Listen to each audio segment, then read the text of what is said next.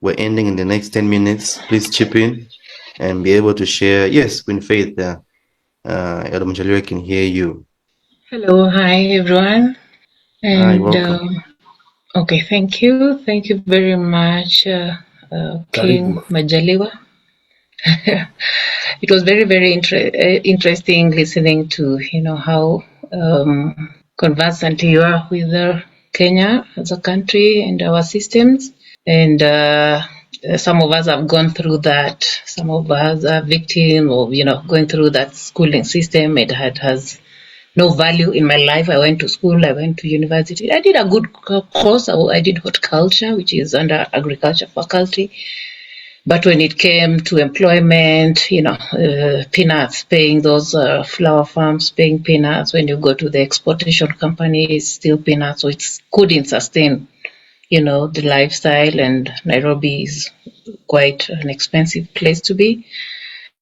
But you see, like you said, all these kids here who are all graduates who are on the streets, they are really bitter. They understand that they are also victims. And we still have a long way to go. We need prayers as a country. Tuesday is going to be another day for huge demonstrations, So we pray for the best. Some kids have been killed, some have been injured. So we do hope they will not affect them negatively. But thank you very much for what you've shared. I had a question, a bit also concerning.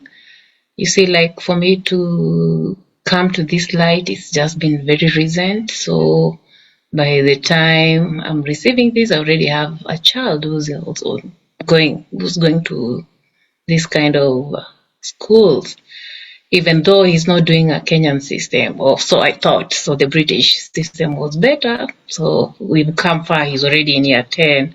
He has like a year or two to complete. So then what do I do? What is the best way to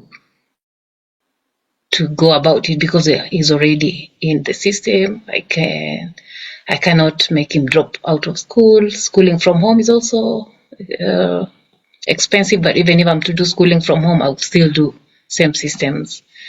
So my concern is what someone like me who now understands have to do to, ensure that I also guide him the best way possible.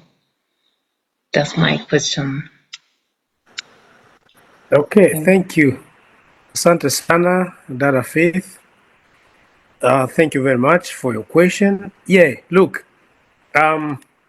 if he's in year 10 and he's finishing up his high school, let him finish high school, but begin to have conversation. Begin to have conversation with him that the school curriculum he is in is not going to favor him to employ himself or to create his own job or of anything of his interest. The school curriculum will lead him to seek for employment, and then the employment will come with all those challenges around it. The employment will expect him to go to be at the employment, to report early, to leave a little bit late, to take extra responsibilities with no pay, and all that employment culture and employment politics. So begin to teach him about all those things around, that you don't only finish school and expect to land on a good job. You may finish school and do a job which is far from what you learned. There are people who have mechanical engineering and they are working in child care. There are people who have IT engineering and then they are working in disability, especially in the West. So you find all the theories and formulas in school are not applicable at home or in the workspace. People used to say the Western world is democratic. People have freedom of speech. Which freedom of speech? You can speak any nonsense you want, but nobody pays a damn about it. And you find tomorrow they are breaking up the whole street and putting it and reconstructing that street. Nobody from that street knew that they are going to carry some construction around the street, which means there's no democracy. Nobody was consulted. They cut power and then they tell you power will come back after 2 hours. Did you advise us why you cut power? Or they tell you we are going to cut power after 1 hour. You can stop them. If we say democracy is to stop and we are able to talk and we are being heard, but you can tell them stop cutting power. I'm having a live interview here. They will still cut, which means there's no democracy. Democracy is becoming like a word which they use to manipulate Africa. So let him study, but let him have information that whatever you're learning is not compatible to your daily life. That's what I do to my children. They are also in the same system, but I tell them, once you finish high school, you begin to create what you want to do. One of my sons want to be a comedian, and he is only 10. So what I do, I give them 2 hours every day to practice comedy with equipment, recording videos, doing hilarious things, and then they'll bring to me, I'll advise them, here you do this, here you do that. They are only 10. They are in grade 5 in primary. But I've told them, if your career is comedy, there's nothing about comedy you will learn in school. You only have to practice. What you practice is you, because you don't have to write it anywhere. Yes. When you finish school, my son is going to finish high school only. After that, comedy full time. You get your money from comedy, you come work in my farm. You come and get your maize there, you go eat. There's no way you get employed, because you will not get any employment after secondary. You will have to spend another 2 or more years in school again. So he's found his area. The sister is finding the area of dance, making dance videos. I say that's not enough. What else? Say, I love agriculture. Say, there's no agriculture curriculum in these schools here. Finish your high school, go into the farm. I have a farm in Lubumbashi. Go practice agriculture there. Plant crops. If you want even to grazing or whatever, do it there, practice. Get your money, get your husband, kick life. So it's like you give them a little bit of what they are getting from school, but tell them nothing in school is going to help them in life. That's why me as their father, I've been struggling, being a teacher, being a head teacher, being what, but in the end, I have nothing.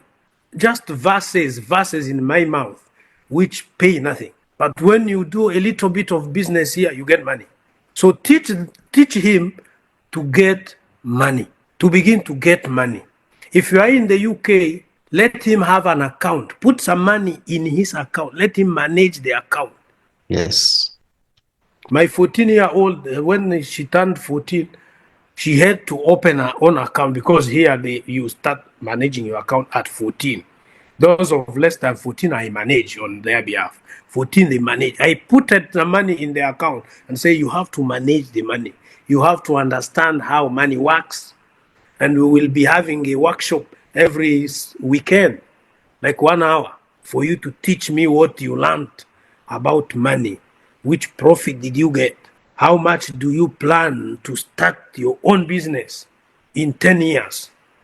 So in so doing, they begin to put less faith in the education system. You know what, faith? We had a lot of faith in the education system. That's why we were very much committed to have higher marks. And then after higher marks, they don't hire you. They go hire someone with a pass or a credit. If you have a distinction, they say, this guy is going to disturb us here. He will be asking us a lot of questions. You know, I did my another bachelor here in social work, and I was like 6 score grade, like higher distinction. They call me and say, English is not your language. How comes you perform up to this far?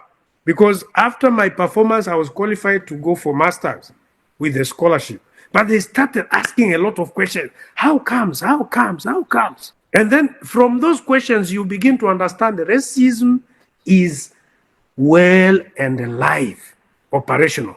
And then you begin to understand, okay, after all those performances, nobody is ready to hire you.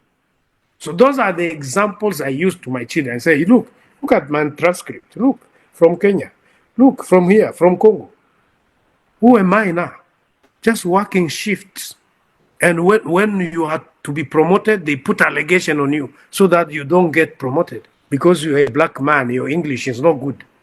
And someone will say, hey, your English is good. If someone says your English is good, he's already racist. How can my English be good while I speak a different language? I'm just communicating. So briefly, that's what you do. Let him be in a school if you can do home education, but begin a conversation so that they tell you what they are good at. From 10 years, they need to find out their area of interest and begin to work on that area of interest. At 20 years, they can manage their life with that area of interest. Thank you. Wow.